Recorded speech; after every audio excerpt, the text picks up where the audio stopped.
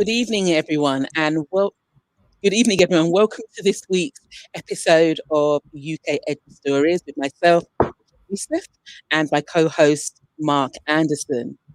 This week, we're going to be looking at an interesting theme of learning to learn, and I'm really keen to explore what's learning to learn got to do with it with our two guests, Kate McAllister and Dr. James Mannion. But before we go into that, Mark, how has your week been? Really good, thank you. Lots of highlights as always, but today was really good. I had a really interesting time working on a conference with Optimus Education. I got to hear Professor Rob Coe presenting from Durham University, evidence-based education, and also Claire Gadsby, Greater Gadsby on Twitter, talking about assessment and feedback and all these sort of things as well. So a really, really great conference. Picked up loads of practical hints and tips and things from Claire, and some really insightful things, and some new bits of research to dig into from Professor Coe as well. So yeah, great day and a great week so far. How about yourself, Bookie? How's your week going so far? It has been a very interesting week, I have to say. I think coupled with some challenging concepts within the UK news and things like that. But on a positive, it started on Sunday for the whole day, where I was actually supporting. Now, if I just highlight this book here. So the Women Ed Book Club, we actually invited the authors for the second book of Women Ed's, Being 10% Braver. So it's a cheeky plug because I am part of Women Ed and Women Ed Tech. But it was so good just to hear the authors' insights and for them to share different ways in which they've been brave. An insightful and an inspiring day. Yes. We went back to school this week. So let me rephrase. So in England, we had more of the school communities. So that's, in my context, a lot of context as well, more staff and more students actually going back to school. And as much as I loved it, I shared a meme this morning across my social media platforms, just highlighting how exhausting it is. It's just, you forget how challenging it is to actually have everyone there. But it was really great. So it's been an interesting week with lots of different contexts. But yeah, have enjoyed it so far. Thank you. It's interesting as well. I say it's difficult for the children as well. My children have been absolutely shattered this week, and finding that transition of going back into school really difficult as well. Yeah. Hello to everyone watching this evening. Please do share what you've been up to so far this week. How has your return to school been? How have the children been in school with you? Have you got children? What have your experiences been with them? How is it going back to teaching in the way that you are right now? Are you still with bubbles, closing bubbles? How are things going with you? Please do join us in the chat, and we're really excited to have both James and Kate coming on and sharing tonight. Both Bookie and I have worked our way through the tome that is their book. Yes. Fear is the Mind Killer. I mean, it's a proper heavyweight. It is a fascinating book. Fascinating so many book. takeaways as well, aren't there, Bookie? Yes, really great, really good book. Yeah, so well worth. Again, it's a bit of a cheeky plug. Get this book. It's really good. So with all that sort of hellos and all the rest of it, and please do say hello in the chat. If you've got questions around a topic for James and Kate, please do bring those through into the chat as well, and we'd love to hear from you. But let's bring James and Kate in onto the show now, shall we? Great, yes. So here is Dr. James Mannion. Welcome, James, and welcome to Kate as well, who clearly is in a different time zone. Where are you, Kate? I'm in Dominican Republic, where I live now. Fantastic. So how's the temperature there? It certainly looks nice and sunny and bright. Not so nice here today. It's nice. It's around 27 today. It was raining this morning, but now the sun is out. And yes, I don't want to show off, but it's nice. I'm just absorbing you said 27 degrees. Doesn't compare with our 6 or 7, does it really? Outrageous. Yeah, I think the only thing common there is the number 7, isn't it? So welcome to the show, Kate. Welcome, James. How are you? I'm really well, thank you. I've got the heating on, and I'm all right. I've just had some nice spaghetti. Oh, okay. And I'm quite good too. I've bunked off school early to come and talk to you, and yeah, it felt good. I hopped in my car, drove out of school, and now I'm home. So yeah, wow. I'm good. Oh, fantastic. And welcome to Sarah, who's watching in this evening here. And welcome, Sarah, and saying hi all. Another busy week. Absolutely. So, look, we're here to learn more about your book and the ideas behind it and all these sorts of things. Shall I start with the first question, Bookie? Yes, please, Mark. Yes. Yeah, brilliant. Well, the first one's sort of like a sort of starter for 10, really, and a question for both of you. Could you just introduce, myself and Bookie have gone some way to try and introduce you a little bit, but starting with you, Kate, could you introduce yourself and explain your role and the context you work in a bit, please? Sure. So I'm Kate McAllister, and I now live in Dominican Republic, and I'm the director of a new school here. It's called The Hive, and it's a whole community school, and we have local Dominican children, local international children, and world schoolers. And world schoolers are families who travel the world using the whole planet as a classroom, and they drop in and spend 6 weeks with us, or multiples of 6 weeks, to work on projects. And so that's what I do now. I used to work with James doing learning to learn stuff, and this is, I guess, a new evolution for learning to learn in the international market. That's what I'm doing here. That's super interesting. Thank you very much indeed, Kate. And how about yourself, James? Yeah, hi everyone. So I'm James, and I don't live in a tropical paradise yet. I have a growth mindset about that. I live in Brighton at the moment, which is pretty nice, you know, as towns go. And I used to be a teacher, and now I am a programs leader. I work at the UCL Institute of Education in the Centre for Educational Leadership. It's rather a mouthful. And I basically run programs of professional development for teachers and school leaders, and I'm involved in like the NPQs, the National Professional Qualifications. We're just writing the new lot that is going to be relaunched next year from September. So that's quite a short timeline. So that's exciting. And yeah, I do lots of stuff on the side as well. I'm currently very obsessed with the world of implementation science. So straight after this, I'm talking with Kate's team in the Dominican Republic about how to implement change effectively. I've just written an online course about it, which is what I've been doing all day today. And I've got a book coming out soon about it. So that's the latest bee in my bonnet is that. Wow. Might have to bring some extra questions for that, and if there isn't time, I'll have to get back on for a conversation about that, James. That's something that's certainly a big interest to myself and Bookie, I know as well. So fantastic stuff. Bookie, over to you for the next question. All right, thank you, Mark. So Kate, if I may pose this question to you, as I said, it's a fascinating book. What inspired you to write this book? Dr. James Mannion inspired me to write this book. I have a habit of starting things and having lots of fun doing projects, and then when they're done, I quietly go on to the next one. And this project, this learning skills curriculum that I built with James and our colleagues, he kind of convinced me that the world needed to know about it, and that the best way to do that would be to write a book. So he did have to push me a little bit, I have to say. But I'm incredibly glad that I did it. It pushed me through a wall. I had to learn a lot about myself. I had to learn how to become a writer. I had to trust my voice and be brave and put it out there. All things that I would quite happily have not done. So yes, it was James that inspired me to write the book and stuck with me when I was behaving like a small child when it was difficult. So yeah, thanks, James. I'm glad we did it. All right. Can I just ask? Sorry, Mark. Before we go into the next question, what were the challenges? What challenges did you find in writing this book, Kate? So anyone who's ever worked with James and I, often they describe him as the head and me as the heart. And obviously, I have a head and he also has a heart, but we come at things from very different places. And so that was always one of the fascinating things about us working together. And I think it's one of the things that really contributed to how successful the learning skills curriculum was. And so when we came to write a book about what we'd done, we were also coming at it from very different places. And so weaving together those two voices until they became one voice was a really interesting process. And we wondered whether we would write two different books from two different in the first place. We spent a long time figuring out how to do it, but actually over time, the more we told our shared story, the more we began to use one voice. I think you can probably tell as you read the book that there are parts of it that are more in James's voice than mine, or more in my voice than James's. But so yeah, it was a really interesting process, learning how to do something completely new, like write a book. I'd never done that before.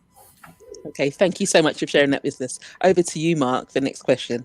Thank you. So how did you come to be working together? Were you working together in a school or something, or did you meet at an event, or how did you come to actually work together and then come to write the book together? To you first, Kate, please. So I was doing similar work before in a school, and my head teacher asked me to follow him into a new school and to make the program bigger. So he gave me a pretty unique opportunity to build my own team and to design a curriculum from scratch. And that's how I met James. He joined that team. And so following up on that then, James, how was that experience for you? Kate's alluded to the fact that you thought a good way to share all these things was through the book. How did you sort of get to that stage, and did you find it? Lots of teachers think about writing a book as well. So I know you published with John Catt. I'm guessing you approached the publisher yourself directly, and had you already written stuff with them? Yeah, well, so I realized quite early on in this process, I don't know if I even mentioned it to Kate at the time, but really early on when we started working on this together, I thought we're going to write a book about this one day. It was just so obvious that we were doing something really bold and different. And I did a PhD in it. I'd just done a master's that summer. I'd finished a master's, which absolutely nearly broke me. I found it so difficult. And I'd written about, and my whole dissertation was about something that didn't work. And so I spent 6 months writing about something that didn't work, which felt like such a slog. And I thought, I'm done with academic writing. You know, I previously had thought I'd go into academia. And then I went back to school that September that the learning skills curriculum started. And I found that the process of having written so sort of hard and thought so hard about why this thing hadn't worked had been totally transformational to me as a teacher. And that's why sometimes when people always talk about what works, it's like sometimes it's it's the things that don't work that lead to the most profound changes in us. And so it's a very narrow way of looking at things. Everything's got to work all the time. And so I realized straight away, I met Kate in the interview room. I didn't really know that much about it. I just saw an email from the head teacher and he was like, do you want to get involved in this initiative? I didn't really go into it with any great expectations, but I just immediately knew that when we had been appointed and we sat around a table and meeting Kate is a force of nature. And I could just tell that this was going to have legs. And I was like, okay, I'm going to have to. And also the fact that I now felt like I had this big shot in the arm for my master's. I wanted to do a PhD to take my teacher research journey to the next level, and this fell into my lap at that exact time. And so yeah, to go back to your question, had I written about this? Yeah, I spent 8 years writing a PhD, and so I thought that it was going to be a quick job. I honestly thought it would be 6 months. It was ridiculous the amount of emails we had to send to John Catt to say, yeah, can we have another 6 months? And then a year would go by, and then we'd ask for another 6 months. It took 3 years. And it was just a very, very time-consuming process to make it. And we really worked on it to try and make it readable, and to not sort of have it full of academies and jargon and so on. So hopefully we've gone some way to achieving that. No, it's a great book, and I say I'm a big fan. Bookie, over to your question, please. Yes, thanks, Mark. And again to Kate, first and foremost, if I may. Right, so there's currently a narrative in certain parts of the world about a catch-up curriculum and closing the gap. Where do you both stand on this? What should schools be doing? Gosh, this is a tricky one. Yes. So there are gaps, and there have always been gaps, and we're very obsessed with closing them. But this gap feels different to me. And if it were as simple as just putting in an intervention, there wouldn't be gaps anymore. It's a very complex thing to do, to close gaps, and it takes lots of people looking at the problem from lots of different angles, and there's not one particular solution. And I think we're focused on place. I think that we really need to be focusing on how children are feeling to be back in school, how they're doing, what they've been doing while they've been away, what has already been learned, where are they ahead? Why are we focusing on where they're behind? So much has changed in a year, with children spending lots more time around adults, lots more one-to-one time around adults. I know that my daughter is leaps ahead at 8 years old with her self-organization, because she's had to become that way. And we have the ability to move the bar if we want to decide where we want them to catch up to. So not that anybody particularly listens to me, but if they were listening, my advice would be to focus on how children are feeling and to rebuild those relationships and to mend the connections that have been lost from being apart. Because one thing that James and I both learned is that when you invest your time into building up that inner strength inside children, they can then choose themselves to learn. Okay. And they can go faster. If it was as easy as somebody standing behind them saying, right, you must catch up, go faster, we wouldn't have this situation ever. So it has to come from inside the child. So I think that focusing on how they're feeling and developing those learning skills, and getting them feeling like they're ready and willing to crack on with learning is going to be time really, really well invested. Yeah, thank you. Thank you for your comprehensive answer to a very difficult question, but also for reminding about the fact that we need to, the well-being of a child really comes first after what we've experienced in the past year. So thank you. Over to you, James. Have you got anything to share in addition to Kate's response? Yeah, I mean, I agree with everything that she said about this whole catch-up thing. And lots of people have said this, that the very phrase catch-up is really problematic. It's just a way to make people feel like they're falling short of some expected standard. And it's like, if we could catch up, if we could go faster, then we'd be already doing it, So it's like, it's just a bit of a ridiculous idea. But in terms of the wider idea around closing the disadvantage gap, I did a talk last week at a London Ed conference, and you can see it. The pinned tweet on my profile. Yeah. The talk is called "How to Close the Disadvantage Gap," and there's a slide and there's a sort of like a Twitter thread that sort of breaks it down. And the essential point that I was making is that we know how to do this. Like, so many of the narratives around the disadvantage gap are that it's really stubborn and that it's widening again and that it's here to stay and that, it's going to take 560 years to close it at this rate and so on. You see all these statistics, which of course means it's never going to close. But actually, we do know how to close it. Loads of schools have done it, and we came pretty close to closing it completely. It closed by over 90% in the period of 3 years at in the learning skills curriculum. And I won't go into all of the ways in which we can close gaps now. You can see them on that Twitter thread if you like. But this is not a what problem, it's a how problem. And this is part of the reason that I'm so obsessed with implementation science, is that like we know what to do. It's just that like often, it takes, for example, just to say one thing, it takes 3 to 5 years to really see something through, to see an idea through. Let's say your institutional aim is to close the gap. It's going to take you 3 to 5 years. If you really want to make that happen, it's going to happen. And change initiatives are most frequently implemented by senior leaders. And how many senior leaders are in exactly the same post for 5 years? Like hardly any. They're doing behavior 1 year and curriculum the next and timetable, or they move schools, or they get promoted, or whatever happens. Or they're just doing some project for their MPQSL and everybody knows it. And so they're like, oh, we don't have to do anything here. It's just their project sort of thing. And so, we need to change the way we change, to use a bit of a cheesy phrase, so that we're not dependent on single senior leaders driving this process. Absolutely. But we can absolutely overcome this. It's been done many times. And so I think that we should have a much more optimistic narrative around it.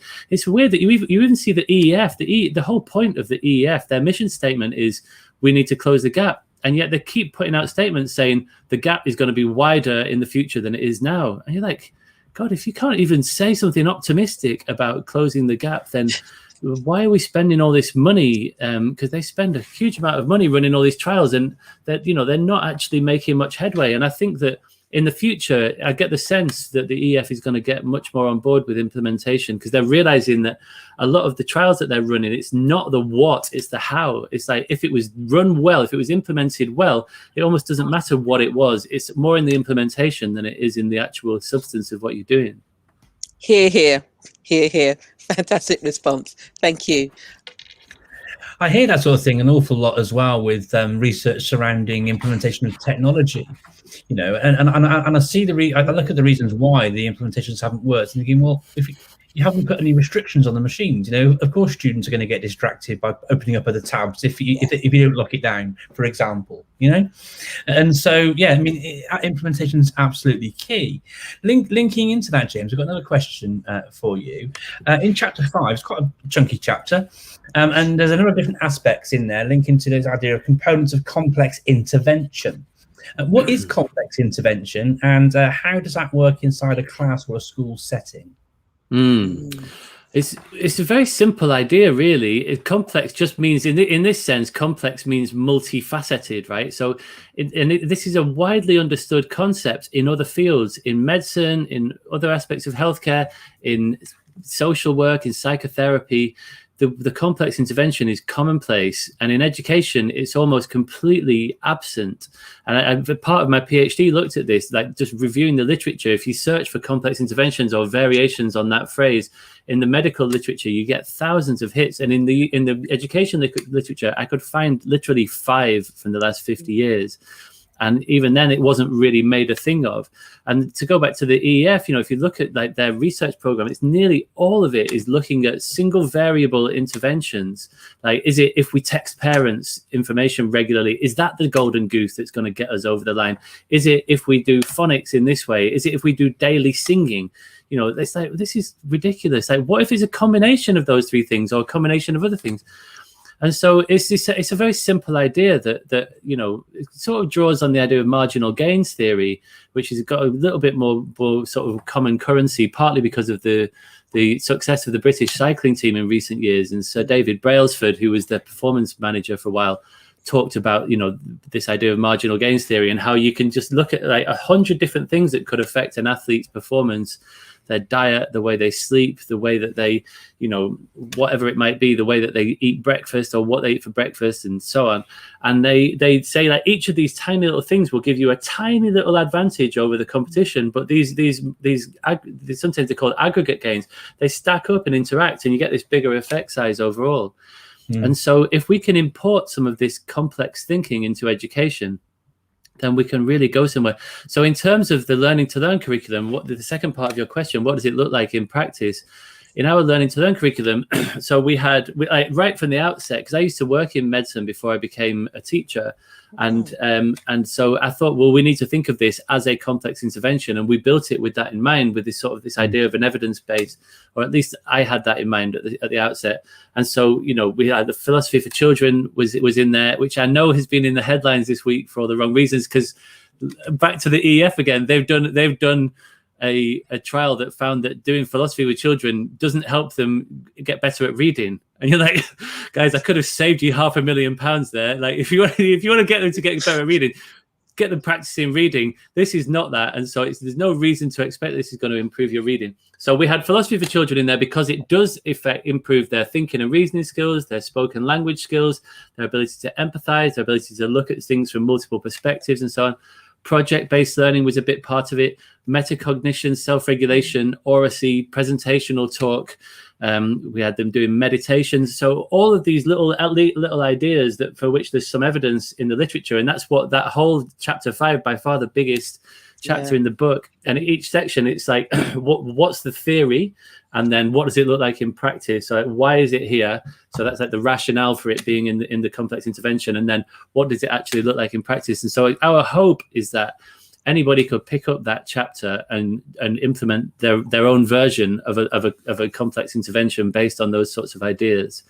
And just as a final point, that phrase, their own version, is a really important caveat, because we're not presenting this as a surefire recipe that you can take off the peg and implement in a top-down way. In fact, we almost guarantee that it will fail if you do that, not because these are bad ideas, but because top-down stuff is bad implementation. That's really interesting, James. Thank you very much. And of course, it has to be done contextually, doesn't it? Exactly. It has to be within the context of a school. There is, and that's one of the things. I mean, that's the devil in the details, really, isn't it? Because no two schools are the same, no two classes are the same, no two children in any of those classes are the same, and so there is no off the peg solution for any of this sort of stuff. It's interesting you mentioned the marginal gain stuff. A former colleague of mine, Zoe Elder, and I might have mentioned this to you when we chatted previously, I can't remember. But she's got a website which has got a blog and loads of articles on there, which is marginallearninggains.com. And she's been sharing things around that sort of stuff for quite some time. And back 7 or 8 years ago, we changed our performance management processes in the school. So rather than having sort of 3 main targets, we broke it down to more targets, but like micro targets to try and achieve that sort of aggregated, sort of bigger improvement, like you were talking about in your response there. And I think it's got a lot of legs, because we had to speak, whilst there were more targets to try and cover, what it sort of got us to do as practitioners was to think much more deeply about our own practice and the areas where we can find those little tweaks and improvements, like we're talking about with the cycling stuff, the oil, the food, the sleeping regime, all the things they do in there. So yeah, that massively resonates with me. Have you got any other examples of where this sort of approach could work at all? So that I mentioned performance management then. Have you got any other approaches linked into that at all with these complex interventions, James? In education? Yeah. Well, we were thinking. I mean, we might come on to this because I think this might be what you're going to ask as a follow-up question about the idea of a complex intervention with regard to, for example, remote learning. Yes. I don't know if you want to pick that up, Kate. Well, I guess just to pick up on what we were saying, it depends what your challenge is. So I think you really have to focus first on what the challenge is. So when I was doing this work before I met James, the challenges in my school were different. So the Oracy skills in the young people, they had confidence. They could stand up in a room and present. In fact, you could barely get them to shut up, but you couldn't get them to put pen to paper. Yeah. So they didn't have self-confidence issues, but the literacy level was lower, which was making it harder for them to achieve. And so we spent a lot of time building confidence in writing and going right back to the beginning. And the idea for a lot of what we ended up putting in came from the language learning. Before we were learning foreign language, we had to go right back to how language is formed and the muscles in the mouth and all of these little things that we dealt with so that we could then, as a whole, be in a stronger position. So remote learning, the challenges again are different. So you're looking at the same big issues, metacognition, thinking about how thinking works and what are the patterns in your thinking and where are the challenges in your thinking and learning and what can you do about them and strategies. And self-regulation becomes hugely important when you're on your own because there's nobody driving you. You have to learn how to drive yourself. So developing those self-regulation skills become really important as well. But when you're sitting in front of your computer, remote learning, you have access to a huge number of people and information sources that you wouldn't normally have in school. So the weighting becomes very different in where you put your energy and effort. You have to build a new type of complex intervention. So if you think about first, what is your challenge that you want to overcome? Then look at what's out there. What's the theory about overcoming that challenge and what can you learn from that theory and put into practice yourself in a way that's useful to you? And how can you measure whether or not it worked? Otherwise, what happens is you throw the kitchen sink at a very big problem and you're not really sure which thing that you did is the one that was working. And so you just slowly, you build your recipe, you build your intervention to achieve your bigger goal. So it works in running a household. If you look at what goes wrong in your house in the morning, like, is it time management? Is it putting things out the night before? Is it the way that you speak to your children in the morning? Is it because you're dysregulated because you didn't go to bed on time or you haven't had a coffee yet? So you can look at any challenge and break it into the pieces and tweak each one twiddle with each one and then put them back together and go, oh, my mornings are now lovely. And the knock-on impact of having a lovely morning is that when I arrive at work, I'm nice to my colleagues, and then they're nice to me back. And then and you can start to, so complex interventions, I'm a big fan, as you can tell, because I'm talking too much. No, it's good. It's really good.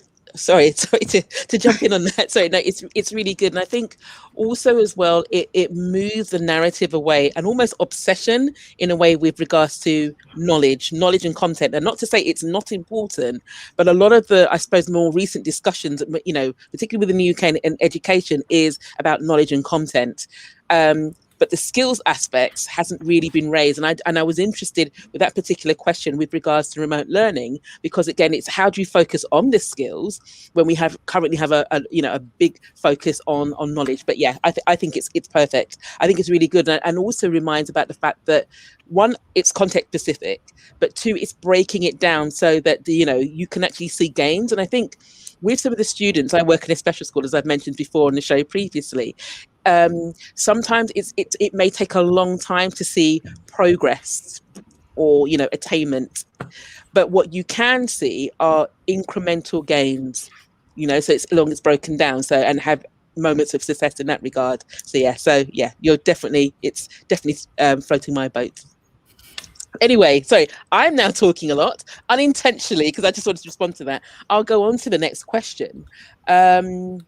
Now, this question, James, I have to say, I really was struck when I read this in the book. I had to read this over a number of times. You made a strong recommendation that all teachers and school leaders read, digest, and act upon the Oracy benchmark. Why is it so important to do that? Yeah, so just in case anybody's not aware, the Oracy Benchmarks is a publication that was put out, I think it was last year, by Voice 21, which is a charity in the UK that's attached to a school called School 21, or it sort of originated out of that school at least, which is a very Oracy-based school. And one of the many hats that I wear is that I work for an organisation called Oracy Cambridge, which is a great place to work for, and we advocate that schools take Oracy really seriously. And for a while I was thinking about the need for schools to have some really clear guidance around Oracy, and I was starting to gather some ideas together, and then the Oracy benchmarks landed, and I was like, oh my goodness, that is the thing that I really wanted to happen. And so, in case you're not familiar, or the Oracy, yeah. So I mean, in terms of briefly, in terms of a rationale, if you like, for this, and why is that schools need to take Oracy really seriously? I mean, if you like, a few years ago, I wrote a review because, as you probably know, the Welsh curriculum did a big root and branch review of their curriculum recently, and Neil Mercer and I wrote some guidance for them, some recommendations for teachers around Oracy, which, to my delight, seems to have been really taken on board and embedded in the new Welsh curriculum, which is wonderful, and I really look forward to seeing how that plays out in the years to come. But as part of that, we did a big review of the literature around Oracy, and we sort of found that there were broadly three categories of like areas where there's strong evidence. Number one, cognitive outcomes. If you want to improve maths, English, science results, literacy, if you want to improve outcomes for young people with special educational needs, bilingual young people, kids who are speaking English as an additional language, it will do that. And there's abundant evidence that it can do that.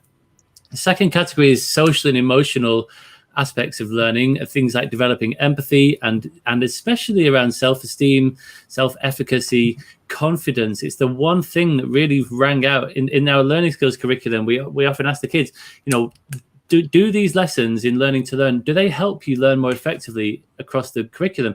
And if so, how? And by far the strongest theme to emerge from those questions was confidence, that they feel that they were able to take their place, to find their voice physically and metaphorically, and to get their needs met. And that confidence spills over into their other lessons and into their friendship groups and into their lives beyond the school gates. And it changes their perception of themselves in the future. It's like, I could be the sort of person who could stand at the front of a room and make things happen. And through using spoken language, I can change the world. So it's really important. I can't think of a way that we could do more to level the playing field than we could if every school took spoken language as seriously as the Etons and Rugbys and Harrows of this world, where they have multiple theatres. They, you know, Eton recently built a new debating chamber that cost them £18 million, and which is, you can build a whole school for that, and it looks like the House of Commons, right? It's got like rows of wooden benches all facing each other, and when they do debates in these places, the team that's arguing for the motion, they refer to them as the government. And the other team is referred to as the opposition. And even the individuals are referred to as the prime minister and deputy and so on, leader of the opposition. And so they're literally role playing for when they get to run the country, which is a good idea, right? Like we should practice such things. Goodness knows we could do with it.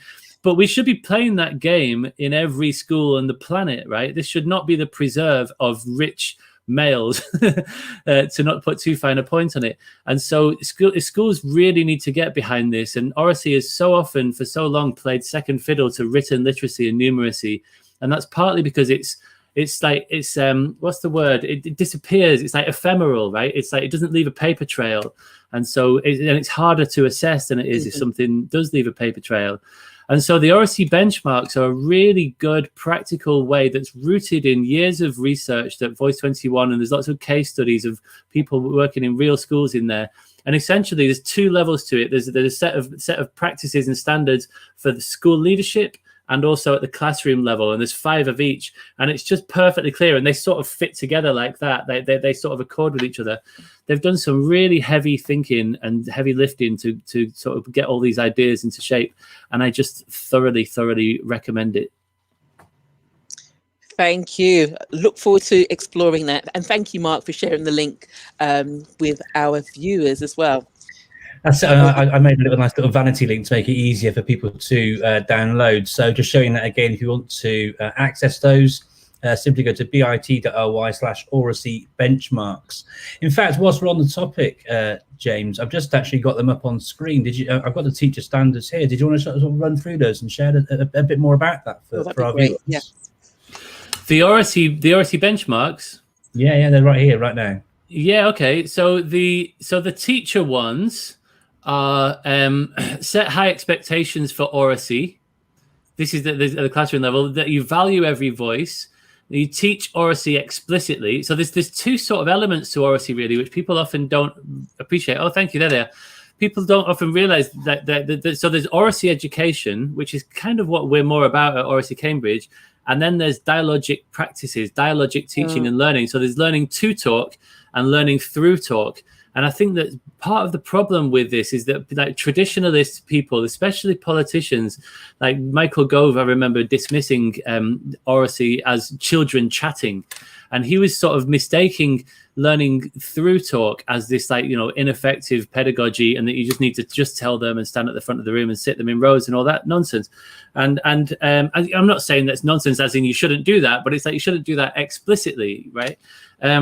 Actually learning to talk is a different agenda. That's like, this is the curriculum, like helping the kids to learn how to talk. This is not a pedagogical flight of fancy. This is the meat of what we're doing here. This is the stuff that we're developing. So that's the third one. And that's a really important point, I think. Harnessing Oracy to elevate learning. So that's a bit more about the dialogic bit, and appraising progress in Oracy. So like recognizing that actually, what was that phrase that Priya Lakhani uses? We treasure what we measure. So if we start figuring out some robust ways to measure Oracy, then maybe we will start to treasure it a little bit more. And then if you go on the next slide, Mark, the equivalent ones, I won't read through them all, but you can see that there are equivalent ones. So having an ambitious vision, building a culture of Oracy, these sort of tally on to those teacher benchmarks. So it's good stuff. It's very well worked out. Okay. Brilliant. Thanks for sharing around that, James. I really appreciate you sort of going a bit extra in there. And clearly, you know your stuff because you were able to sort of quote them. Exactly, I was impressed. Fantastic stuff. I've got a follow-up question for you about Chapter 8. Both Bookie and I really like that chapter, and in there you outline again, sort of playing to your strengths about implementation. So in the chapter, there's an outline for an implementation and evaluation checklist. What do you think are the key things or key questions that a person should have in mind when evaluating learn-to-learn approaches? Yeah, thank you. Yeah, so that's like quite a short chapter. I'll pick this one up again. It's quite a short chapter towards the end of the book. We did have a long chapter on implementation, and then we were like, this book is just turning into a doorstop, and it was a bit too far away from the original, point of the book. So we took out the implementation chapter, or most of it, but we kept in this sort of bare bones. Partly to give people like, what are the sort of non-negotiables? There's a really nice phrase that Dylan William uses, which is tight but loose. So it's like, what are the things that are non-negotiable that you sort of have to have in place, and then what are the like local contextual factors? In what sense can we adapt this to the local context? And so we come up with sort of six sort of things that are the non-negotiables. One of them being a vertical slice implementation team, which is this idea that it's like the opposite of that idea of top-down implementation. So you have a vertical slice through the organization, and that might include senior leaders, but also middle leaders, early career teachers, experienced teachers, not just learning to learn teachers either, the Senko, teaching assistants, whoever it is who's got some sort of involvement in what's being implemented, and so you look at this through that change team, and that's how you overcome that problem that I mentioned earlier. Any sort of changes in personnel which are inevitable over a 5-year period in a volatile system like a school. Doesn't matter who changes, the big challenge is, imagine if 50% of the teachers leave next year and the other 50% leave the following year. How can we make sure that this change team is still intact 3 years from now, right? Yeah, so that no matter what those inevitable changes in personnel are, the mechanism of change remains in place. You've got this sort of hive mind thing. Then there's timetabled lessons is really important. Having embedded stuff across the piece. So these were the sort of like these are the nuts and bolts in terms of like what are the key ingredients that need to go into a learning to learn curriculum. But I think your question was partly about evaluation. Was it about evaluating learning to learn? Yes. Yeah.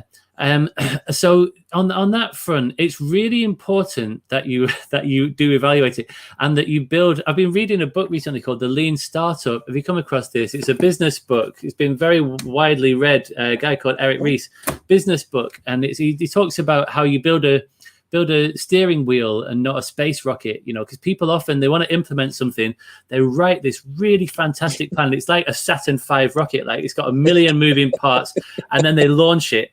And the problem with a rocket is that if you're a millimeter out on the Earth, you miss the moon by a million miles, or I'm not sure if those units are quite correct. So I'm probably out by several orders of magnitude, but you get the idea, right? So you want to have a steering wheel analogy instead. So monitoring and evaluation is a huge part of this implementation toolkit that I've put together, and you need to look at it like it's a sort of an action research project where you're drawing on multiple sources of data, so quantitative and qualitative data, words and numbers essentially, naturally occurring data, because schools are data collecting machines and there's loads of stuff that we can lean on already and use, but also elicited data that you go out of your way to collect through like focus groups or observations or surveys, that sort of thing, and also recognizing the distinction between hard and soft data. People often say that that stories and anecdotes are somehow bad science, right? This is like, oh, that's just anecdotal data,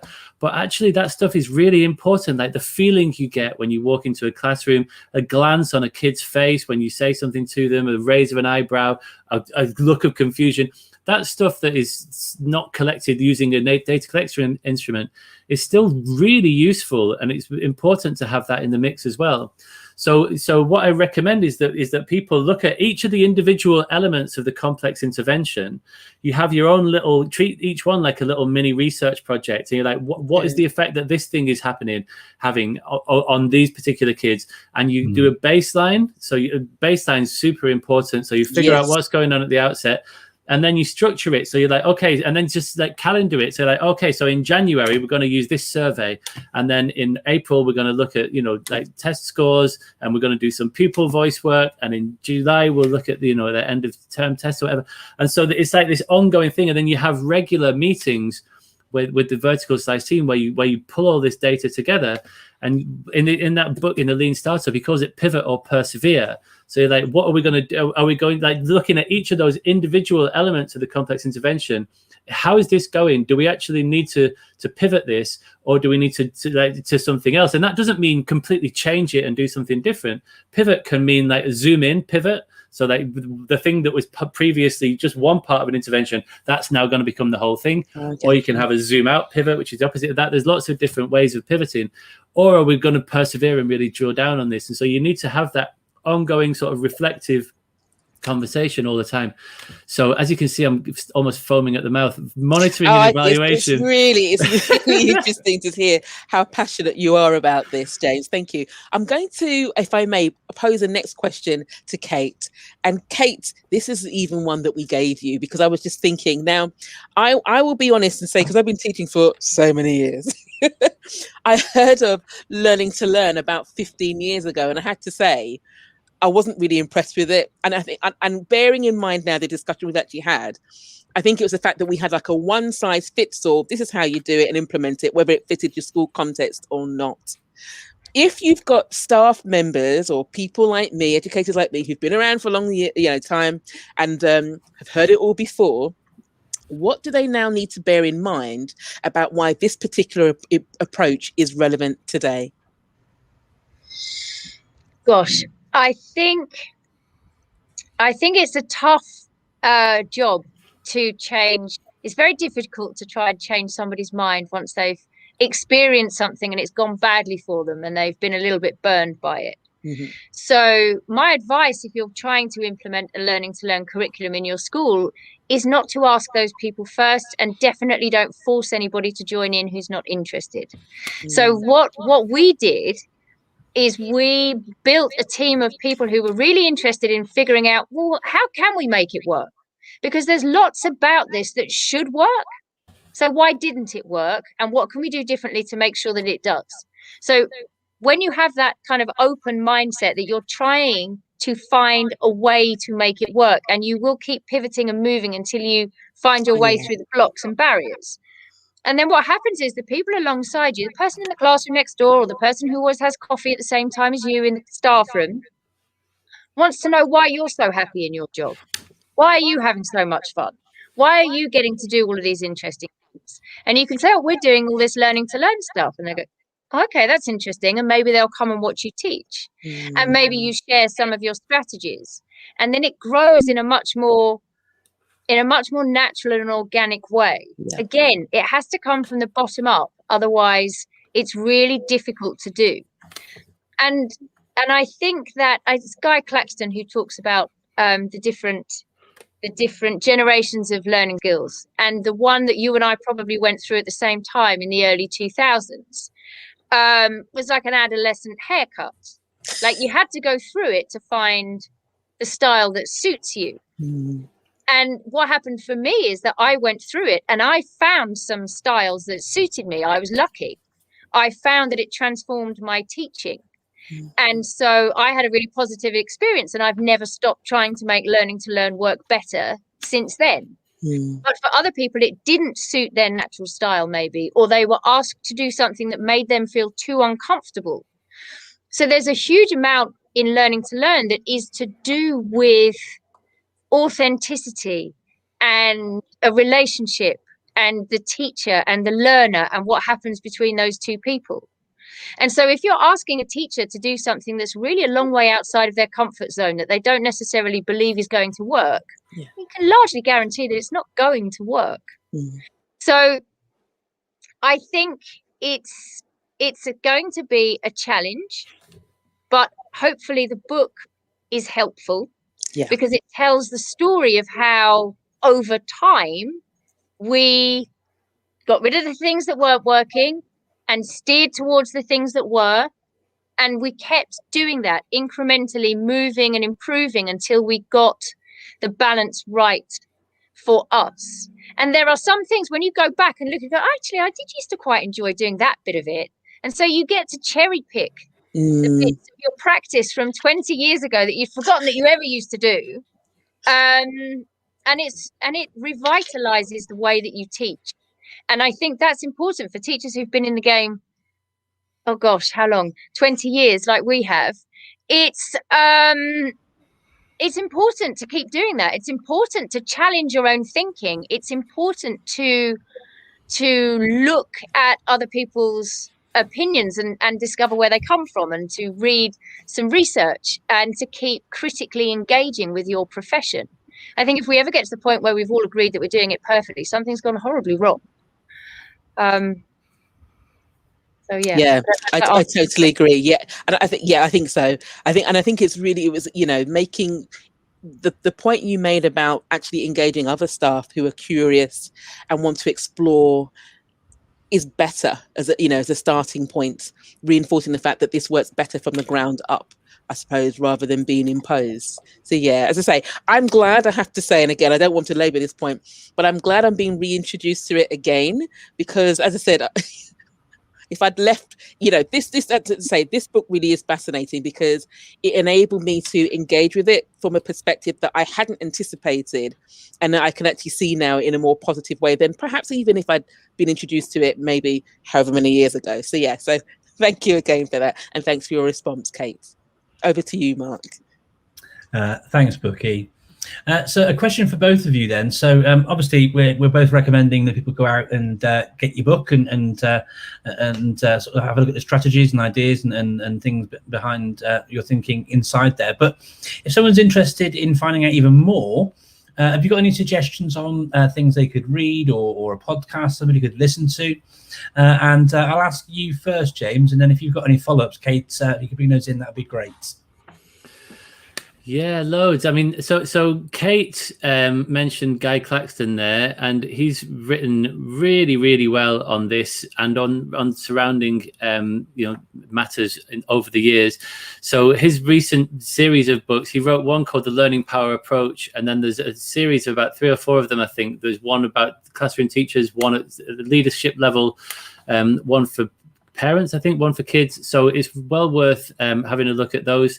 I interviewed him recently for my podcast. I got a podcast called Rethinking Education. That's a really fascinating story of Guy's history and the journey that he's been on. And I really, really recommend that people listen to that, not just because it's my podcast, but because it's like super fascinating. And he also had a good chat recently with Ollie Lovell on the ERRR podcast, the Education Research Reading Room. So yeah, and also Chris Watkins, I'd point out. Chris Watkins was also an absolute giant of this field. Who, if you go to his website, I'll send you a link to that in a second. He's like a repository of incredible writing. He was very influential on my learning. I'll stop there for now. No, it's great. I wouldn't mind you continuing, actually, but that's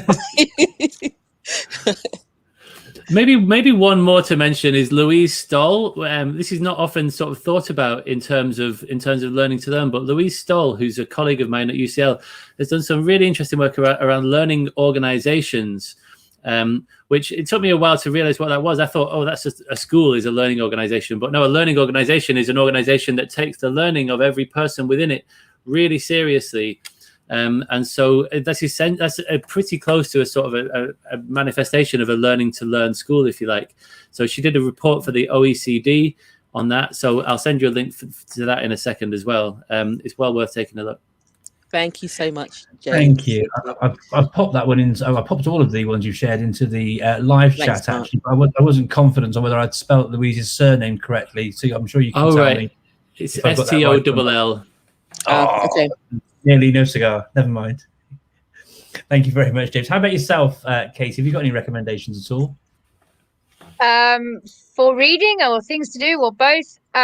We have a mighty network, Rethinking Education, which is full of people who are all rethinking education in different ways. So it's all people who are curious, interested, engaged, thinking critically, sharing everything that they're reading, all of their influences, the research that they're finding, and just chatting together about how education can be done differently. So that's a really nice space, I think, to be and just chat. And a few of the things that I've read recently are not education based.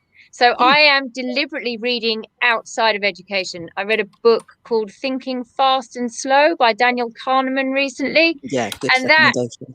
is just such great insight into how we think as individuals, how we think as just a human race, how biased we are, even when we try really hard not to be.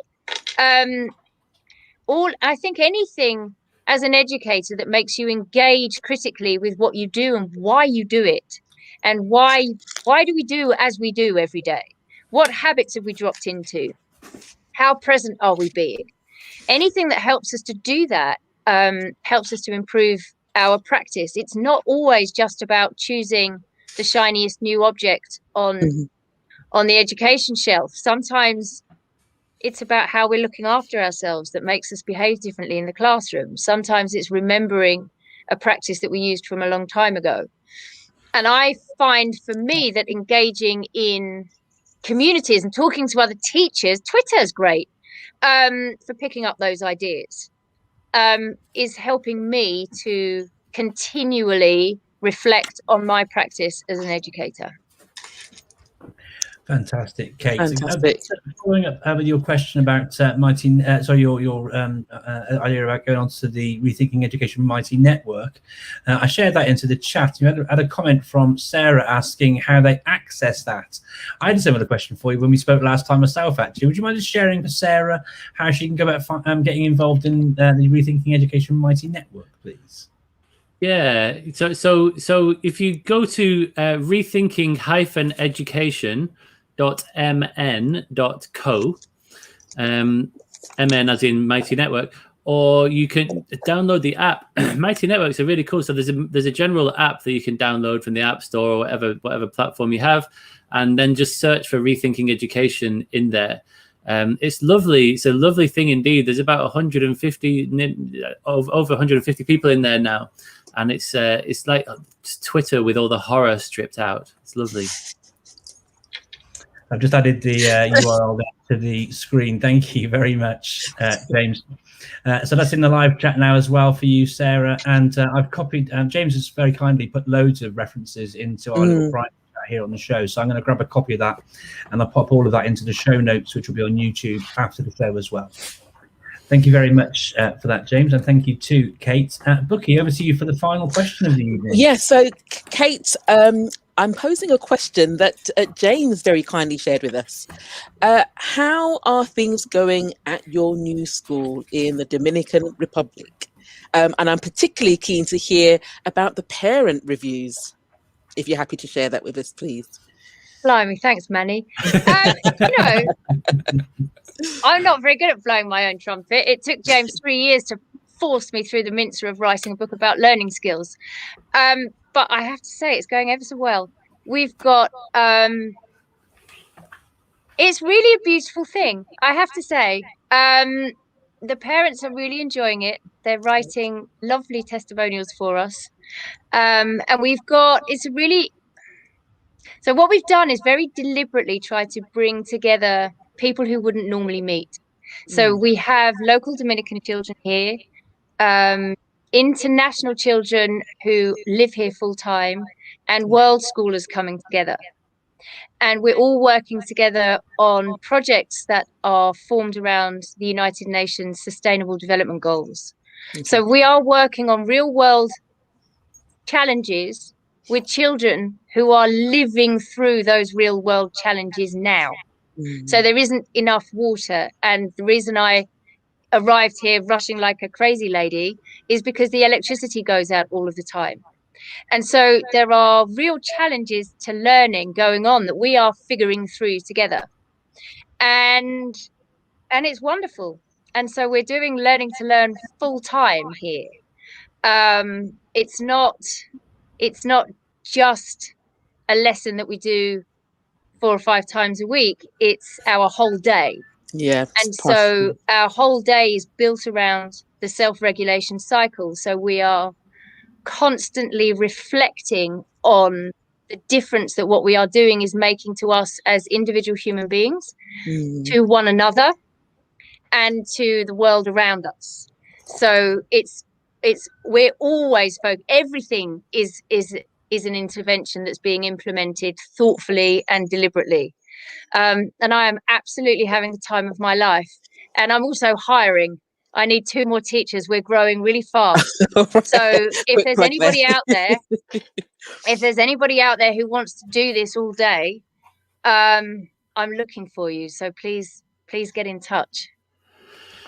Well, we've got Sarah Hazel, who's just said that sounds great, so she might be joining. I jest to Sarah. Getting my CV bookie. That's where I went to. Yeah, that's not a Zoom background. Just to be clear, that's Kate's garden.